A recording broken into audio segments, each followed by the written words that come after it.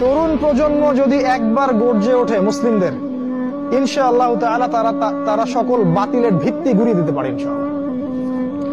তরুণ প্রজন্মের মধ্যেই ছিল খালিদ বিন ওয়ালিদ, তারেক বিন জিয়াদ, এই মানুষগুলা, ওমর ইবনুল খাত্তাব, আলী ইবনে আবি তালেব, যায়েদ ইবনে হারসা, আসাদুল্লাহ, সাদ ইবনে আবি ওয়াক্কাস। এই যে সাহাবায়ে কেরামদের নাম আপনারা জানেন, তরুণ সাহাবী ছিলেন যখন তারা ইসলামের পক্ষে দাঁড়িয়েছিলেন।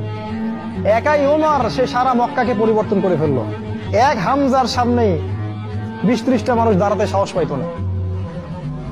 একজন তারেক বিন জিয়াদ, তিনি স্পেন জয় করে ফেললেন মাত্র অল্প কিছু সৈন্য নিয়ে। মোহাম্মদ বিন কাসিম আমাদের এই ভারতীয় উপমহাদেশ জয় করলেন। এখন আপনি মুসলিম হয়ে এখানে বসে আছেন। এই তরুণ প্রজন্মই পারে এই বাতিলের শিকড় উপড়ে ফেলতে। এই জন্য মাসিহুদ দাজ্জাল এবং তার অনুসারীরা খুব ভালো করেই জানে যে মুসলিম তরুণ প্রজন্মকে যদি আমরা আটকাতে না পারি, তাহলে আমাদের ভবিষ্যৎ খারাপ আছে।